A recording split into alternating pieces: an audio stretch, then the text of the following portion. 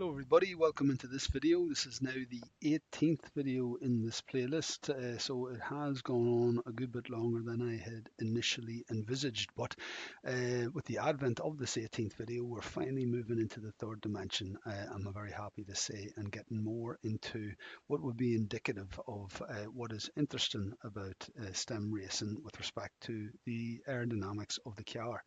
So in the last video, we've determined that the Selig Donovan, the SD8020 airfoil, from an aerodynamic perspective, performance-wise, is probably the most advantageous airfoil to run, given a target of a 2.25 millimeter thickness, which is again within the STEM racing regulations, which has also resulted in, from what we found, to be a 22.27, 22.28 chord length. So what I'm going to do in this video is we're going to bring that airfoil profile in, and we're going to make a wing out of it. So the difference really between an airfoil and a wing is that an airfoil really shows a section or a cross-sectional area of a wing, i.e. a 2D planar in view of the wing. Whereas the wing itself includes the airfoil extruded out over a given span. Now, the regulations for STEM racing give details on the spans, which is here a minimum of 25 millimeters, say from the chassis, or from, if you like, the root of the span out to the tip, and that does not include the end plate by virtue of what these dimensions indicate. So that is going to be the same, so that is our wing element, if you like, the span element. So that's what we're going to run with, and to give ourselves a little bit of I suppose leeway, a wee bit of slack in this, we'll bring it out to about 30 mil. So we'll bring in a 30 mil span of a Selig Donovan 8020 or SD 8020 airfoil. Now, I had mentioned in the last video as well about the use of big foil to get DWG coordinates. So what I want to do is I want to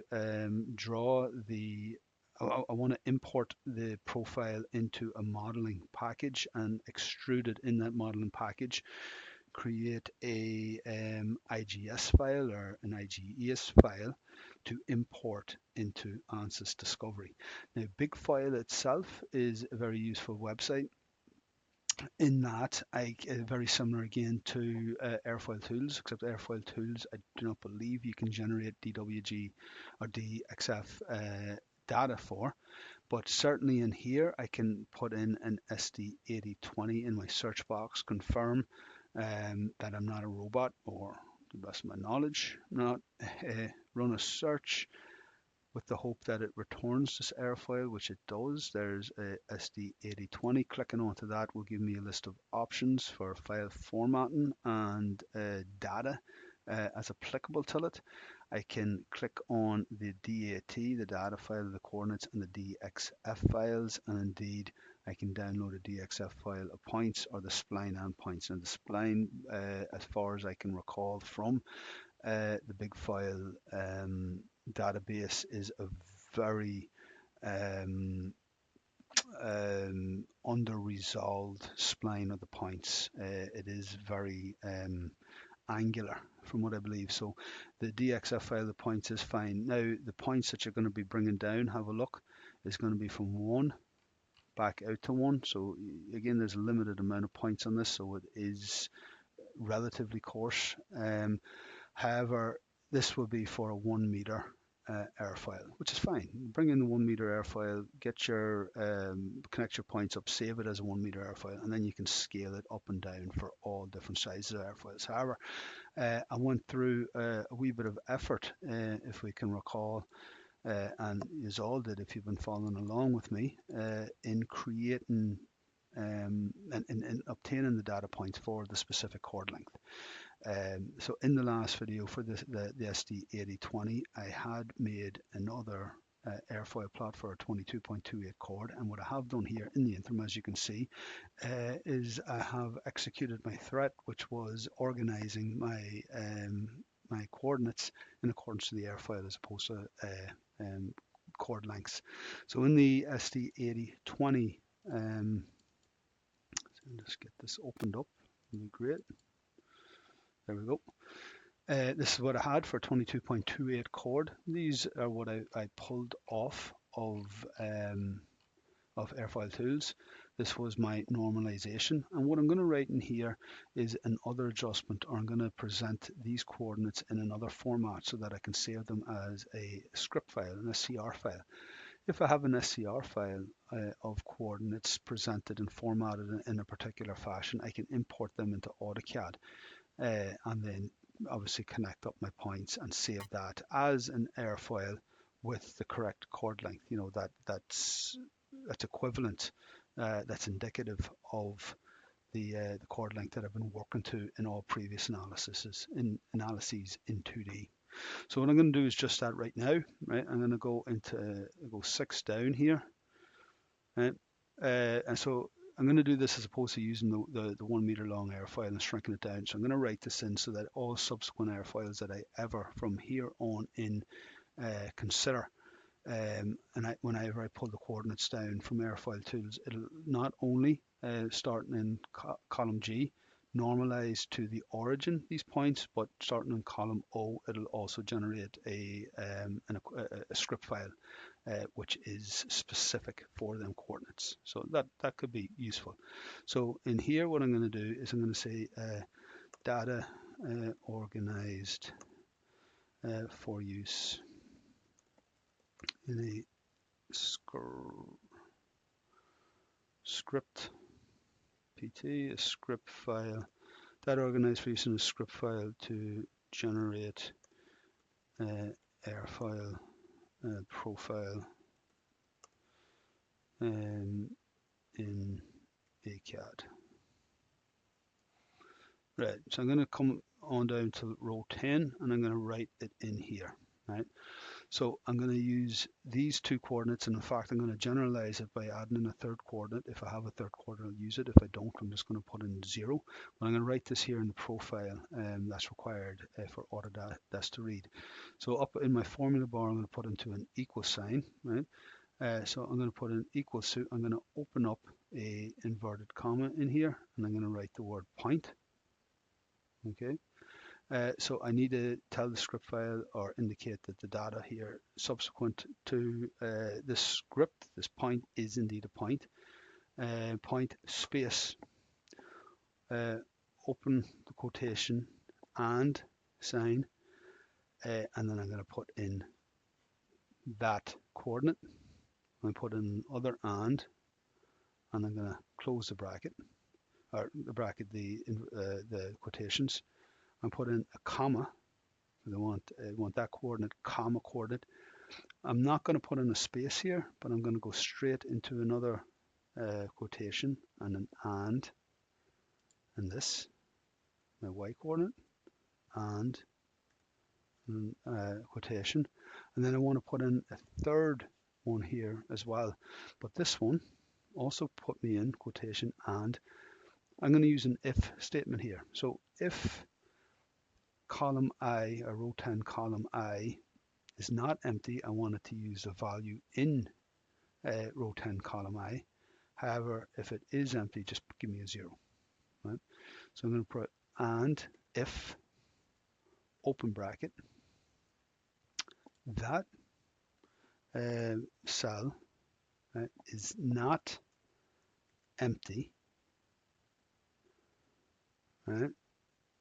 Then give me back that cell, or else give me back a 0. Close bracket.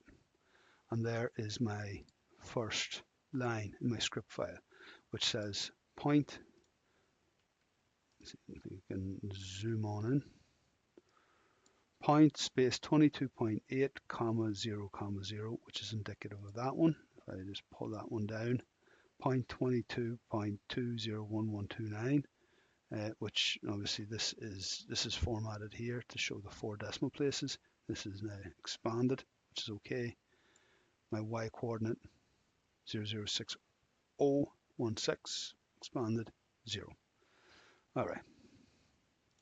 Going on into that, and I'm going to pull that on down for each point. Voila. Right, and select that. Select all them.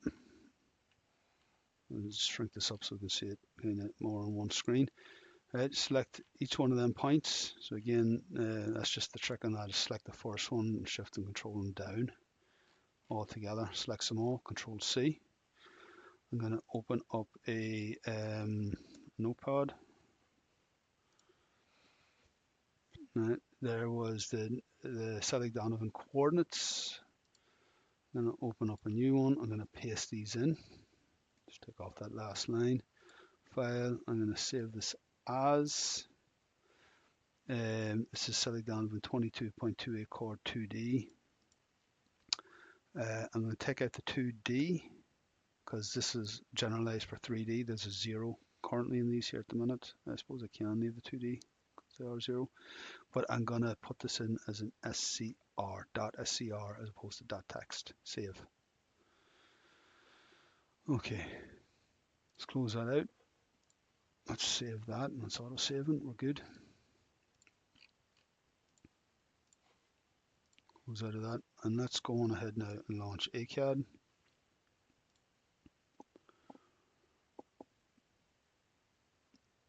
And within AutoCAD, I'm going to import in the script file, which is going to bring in a series of coordinates.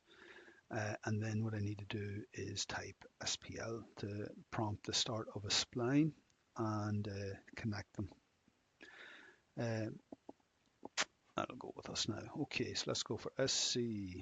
Oh, let's see, you're still coming together. There we are, SCR. Prompt my script. Where am I running to? Here it is here. That's the one I just saved. The SD8020 for a 22.28 chord 2D.scr. That's the one.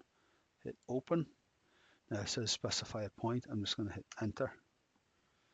All right, and then I'm going to, and what it's done is it's put it into 22.800. Let's see here. Z for zoom, E for extents, and I can just about see the dots on this. Very difficult to see, and I know me scrolling in or out, maybe if I scroll out it's easier for you to see at home, but there's my series of points. So what I'm going to do is type in SPL, start a spline, and then I'm going to start selecting each one of these points one after the other. Okay, so I'll pause this, I'll connect these up, and I'll come back in just before I reconnect after I've made my whole way around the outside of the airfoil. And I'll show you what to do, or what I do anyway after that. Okay, just coming into the last few points here now.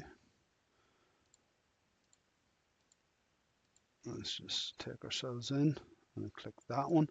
Now, I'm not going to go up to my last point and click it, because then when I click it, it's going to look for a subsequent point after that, and I need to right click, and sometimes it leaves a wee tail after. So when I'm on, after I've clicked the second to last point, I just simply enter in C for close, hit enter, and it comes back to its first point. It closes it off. So there is my SD8020, my Selig Donovan 8020 airfoil. ZE, zoom extents. Let's save that up file. Save as. I'm going to save this as a DXF, because this is what my modeling package is going to look for. And I'll get into a wee bit of discussion on that subsequent. So where are we going to put this? I'm going to put this back into CFD airfoil data, Selig SD8020. This is a 2D file, and I'll put this in. I think I actually have, probably do DXFs of other airfoils, so a naming convention would be handy, but let's go for SD8020-22.28 chord -2d.dxf. Keep that naming convention, enter. And there it is.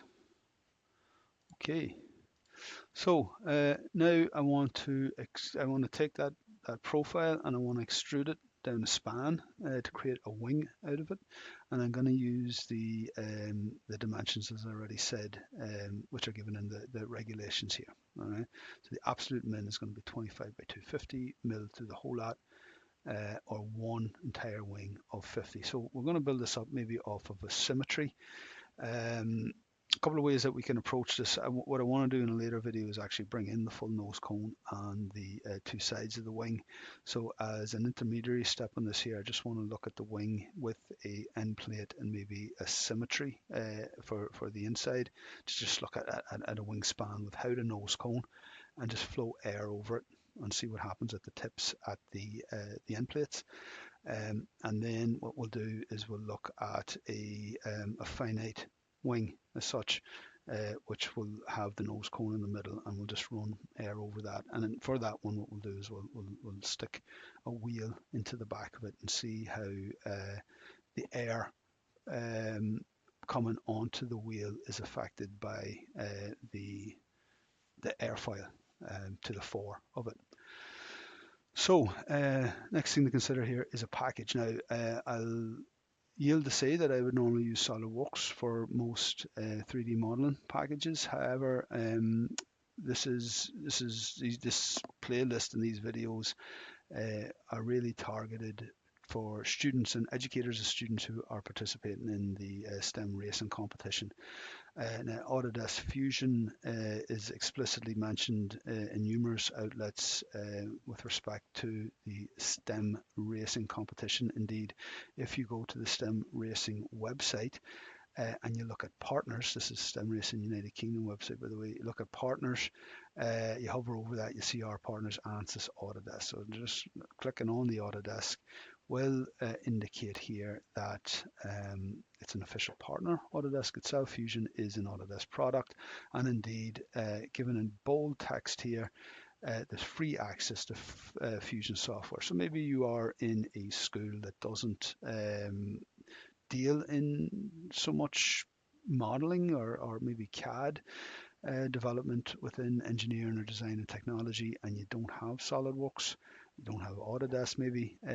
If you are running a team, a STEM racing team, whether it be in the primary classes or the development or professional classes, and you do want to model your car, yeah, even without that package, within your institute's software provisions, you can get free access to the Fusion software, and indeed you can get free access to ANSYS as well by becoming like an academic partner for it. So it's a relatively straightforward process, and again, if that's something that you want me to take you through, I will, or else if you do have a STEM Racing Centre of Excellence local to you, definitely speak to them on it, and they'll be able to get you up and running. But failing that, yeah, absolutely, I welcome absolutely any questions, and I love this stuff. So yeah, please don't hesitate to ask. So I'm going to use Fusion software for this modeling, for this main principal reason. So I've already started Fusion here, just in prep for this. And what we're going to do is we're going to run in a new part. All right, and let me just close up. That there. So as I said, SolidWorks would have been traditionally my go-to modeling. I'm still getting the grips with Fusion, but I have to say that I'm steadily warming to it. I won't say slowly warming to it, because it's a little bit swifter than slowly. But yeah, it's definitely hugely advantageous, especially this sort of workflow where you can run from design, into rendering, and specifically even into manufacturing and producing your drawings. It's great, I have to say, and I'm really happy that I've come across it. So anyway, what I'm going to do in here is create a sketch. I'm going to choose a work plane. Just turn on my origins here to start with. I can see my cube. The front is on this plane here, so I'm going to be saying that I'm going to take my air in from the front. My airfoil profile in my end view is going to be on my right hand side, so I'm going to draw it this way. Now I'm going to come into insert. I'm going to insert a DXF, and I'm going to browse to a file on my computer as opposed to on the hub that you inevitably set up whenever you register and you log on to Fusion 360. Select this from the computer, and I'm going to browse to the Selig Donovan 8020 2D and this DXF. I'm going to open this up, and there we go. Oh, I'll tell you what I didn't do, which I should have done. Let me just hit cancel on that. I'm going to come back into this here. All them points, there's no need for having all them points. So what I'm going to do is I'm going to delete all them coordinate data points off of this, except for two. I'm going to leave the one here on the very trailing edge, the aftmost point, that one, leave it. And similarly, the one at the very leading edge at 0, 0, the foremost point here. Every other point I'm going to take away. I leave on them two because they're just handy to snap onto in the geometry. So I'm just going to select over, put a box over the whole lot of them, being careful not to select the whole entire airfoil or everything will go. Take as much as the airfoil as you can without going over the ends. That's all them points. Hit delete. They're now away. I'm going to put a big box over this to get a grip on how many I have left here. And I see they are within this region. Hit escape and just let's collect them 4. Hit delete and confirm the last point is still there, is good by the blue box. Let's look at the front, and I can see I have a collection of these. I want to get rid of 6 of them. Escape. Let's see. 1, 2, 3, 4, 5, 6 are now away. Delete, and I've left on that point there. Now that point generally, yeah, possibly can get away with it because it'll always pick up on the origin, it'll always snap to the origin, even when I bring this into Fusion. Okay, so let me just hit a resave on that to register that them points are now. Okay, so we'll go back and we'll try that again now without all the points. So insert DXF, select DXF, browse to the location on the computer.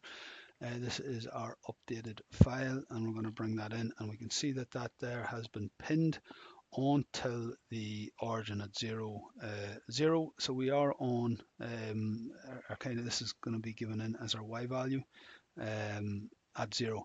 Now the regulations themselves, if we go back just till review, show here that the wing must be 5 millimeters. The underside of the wing, we must have 5 millimeters clear airflow below the wing and obviously above what's going to be the track surface, because we're going to assume that there's nothing underneath this wing.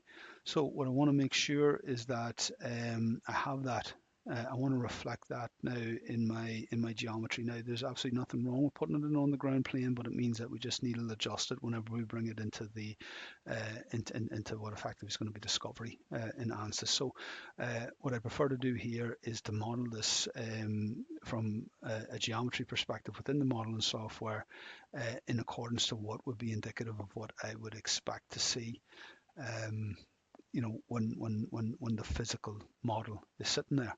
Now, we know our wing is 2.25 millimeters thick, or slightly greater than that, because we rounded up our chord length. But that said, roughly, our thickness is going to be half of the 2.25, which is 1.125. So if we need to create a 5 millimeter gap to the underside of the airfoil, and we have 1.125 to the midplane, that means we need to be up above the kind of the center line here of the airfoil must be 6.125 millimeters above this ground plane. 6.125 would be the minimum. So what I'm going to do is I'm going to leave a little bit of room obviously there for that, because if I go 6.125 or I go 7 mil or I go even 8 mil, the aerodynamic penalty in that is going to be minor compared to the penalty that you would receive from a points perspective in not complying with the regulations, which are non-negotiable. So what I want to do in this one here is that I'm going to scoot this on up, not by the 6.125, which is my bare minimum, not even by 7. I'm going to bring this up to about 8, because what it'll also do is it'll allow me options to connect this airfoil onto the nose cone, which, you know, could in itself be narrow at this point, you know, from an in-view perspective. So I'm going to stick that up at 8 into there and hit finish. So there now is my airfoil, and what we can see is my live rear point here, my aftmost point on the trailing edge, and indeed my point here on my leading edge that I left in the software. All right. Now I want to extrude this out. Right. So I'm going to extrude it out from this perspective out to the right, which is out in the positive X direction, because again the airflow is going to be coming into the front normal 2X. In this case, now from a CFD perspective, obviously in 2D flow we're flowing in along the X, but we're going to do the geometry as if we're placing the car in our own frame of reference. So again, the chord length, referring back into the regulations, will tell us that we have to have at least 25 mil. Absolute minimum of 25 is up here again, where we were earlier. Minimum of 25 between the root and the inside of the end plate. So again, I'm going to leave myself a little bit of play, and let's run this out till 30. And what we may as well do on this here is actually write in parameters for this. So I'm going to say maybe front wing span, and let's put this in as 30 mil.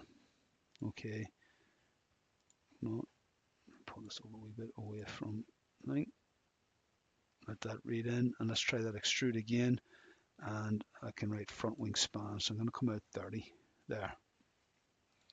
So I parameterize that. So what I can now do with the parameterize function, I'm a big fan of parameters. I can bring that back to 25, and you might just be able to see it here behind this window. If I just shrink this up, put that back to 30.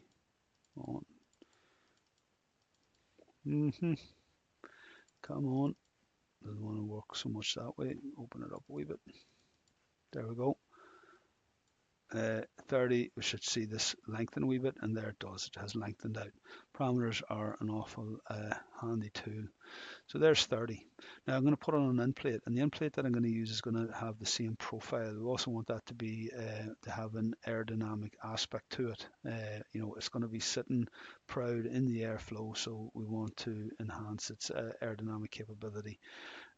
So what we'll do is we'll give that an airfoil profile as well. So what I want to do is I want to center that. I want to center that along the center line of this airfoil. So to do that, what I'll do is put in an offset plane here. In fact, what I'm going to do is put in another parameter, new parameter, and this one here I'm going to put in as front underscore wing underscore CL for center line. Actually, user C capital L center line height, and we know that there we put that in as 8 mil is our center line height. I'm going to offset the plane off of the ground plane, and I'm going to offset that by the front wing center line height 8 mil, and that's placed it up there. Okay, and I'm going to rename this plane here. Let's go into rename. This is going to be, I'll just call it the same, front wing center line height. You don't even need height, just center line would do rightly. Down here in my timeline, what I like to do is pull all my planes out to even the very start, right? Just because I might reference them later or change subsequent features to reference them. So when I create offset planes or any sort of new planes or construction elements, I tend to bring them up to the front of the timeline so that all subsequent features have access to them. So what I'll do now is enter in a new sketch, and what I'm going to do is I'm going to select the front wing center line height. I'm going to then insert my sketch, insert DXF, and same idea. What we'll do is select DXF, selecting the folder, select from computer, and we're going to use the same one, open. So this has placed us in at the origin of the 00, which is tying into what the location is in the software, in the Autodesk in a source file. So what I've done is I've dragged that out by 30 mil, my span direction here, which has put the foremost point of this airfoil profile out to the very tip of my span of my wing, 30 mil. And what I'll do is I'll just hit OK on that just for now. All right. If I look at this here, I could see that is now placed up at that higher level plane. What I want to do is I'm going to select onto the front point of that airfoil, that leadmost edge point, and I'm going to type M, and I'm going to rotate that round by 90 degrees, like so. Right, and that's placed that into there. Now, what I have here for 2.25 thick airfoil is 1.125 of that airfoil overlapping onto my wing. Now, if you have made your wingspan 25 millimeters because you figured that, minimize the amount of surface in contact with the air, which is a completely legitimate and a very well-founded, procedure and way forward, albeit risky. What you're going to have in this scenario is a span that is less than 25 millimeters, as span is being defined by the regulations as being between the chassis connection or the root and the inside of the end plate.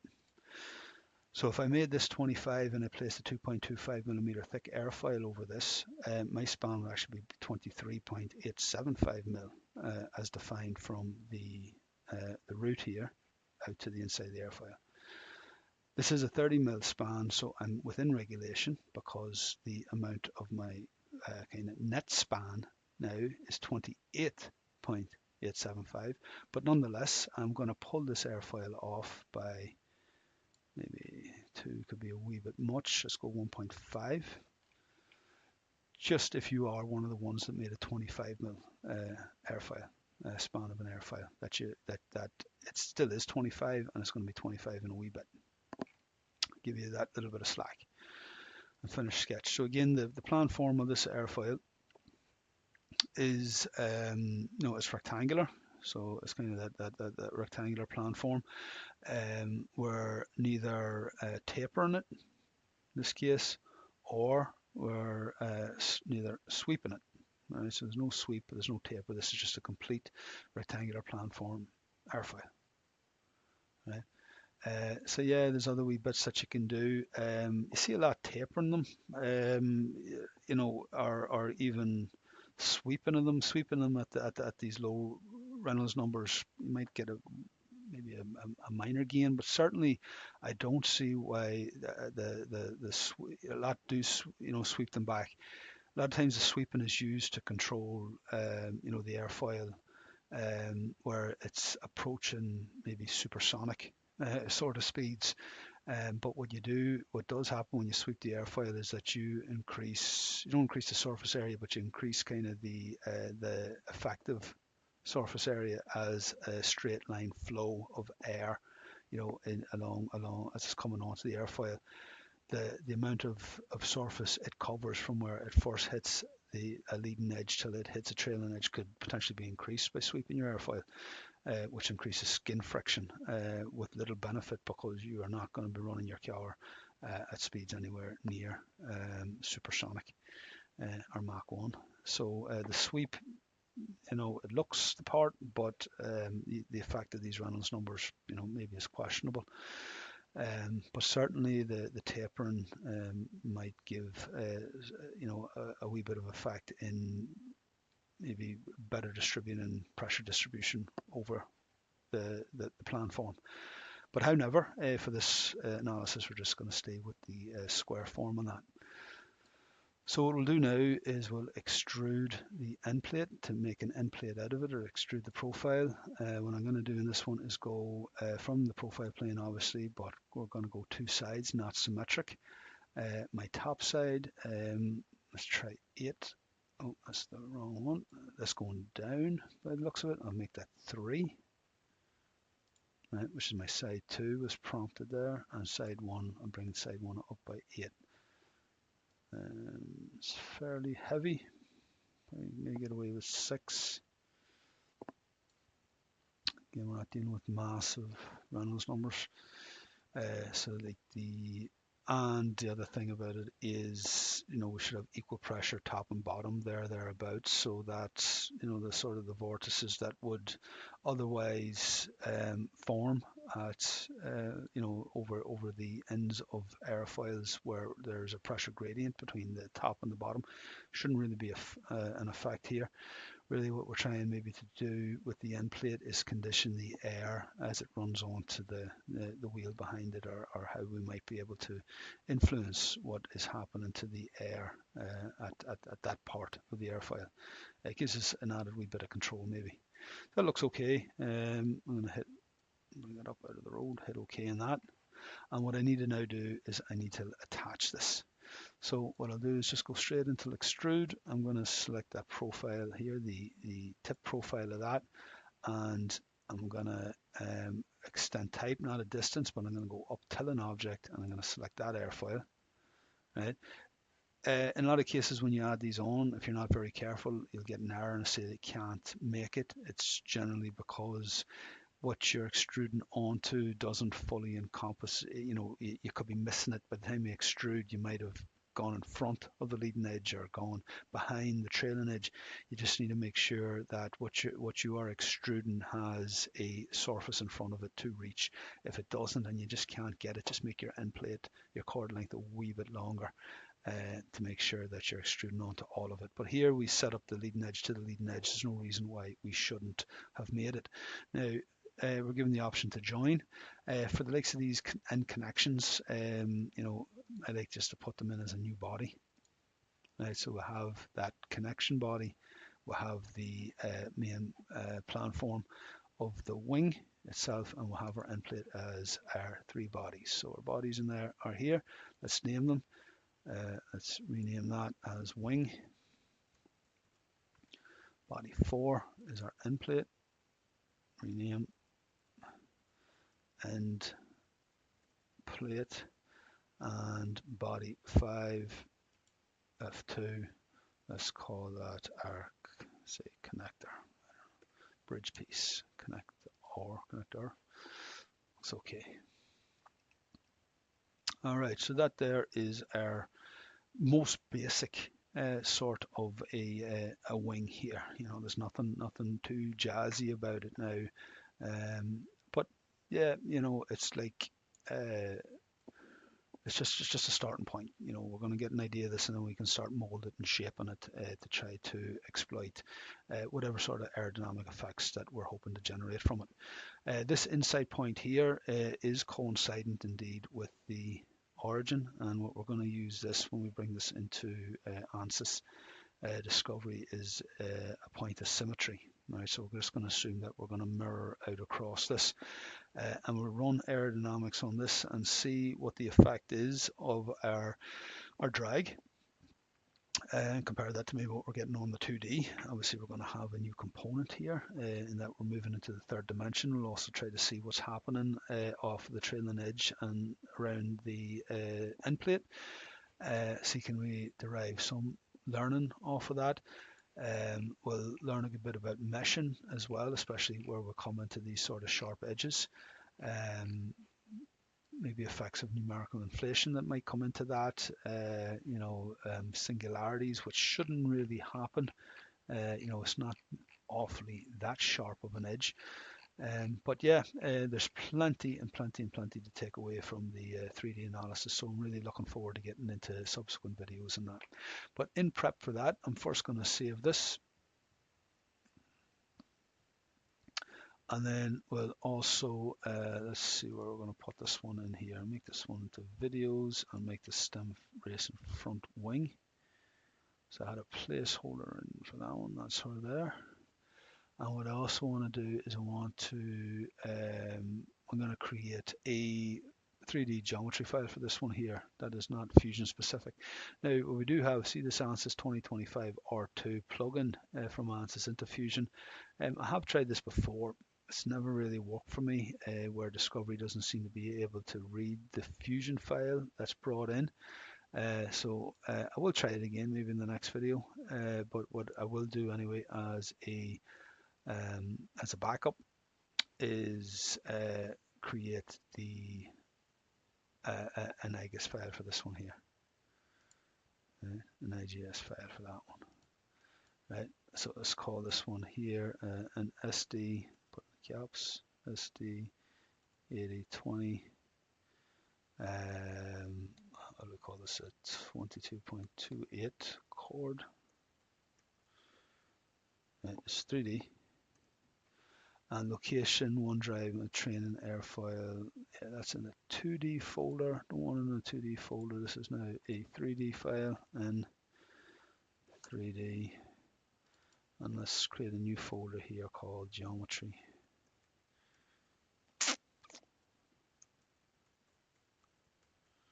Geometry. We'll save it in there. Save. Export. Export complete. There it is. So our next one we'll do is obviously we'll bring in a brand new system, component systems on this. There's my Fluent with Fluent meshing on the like. So this is the one I'll typically use for 3D, but indeed we'll bring in our geometry prior on here, right clicking, and we're going to import geometry, and we'll get the IGS file for that one. Okay, so yep, we'll call it quits at that and pick it up in the next video from the screen here. So thanks very much for joining.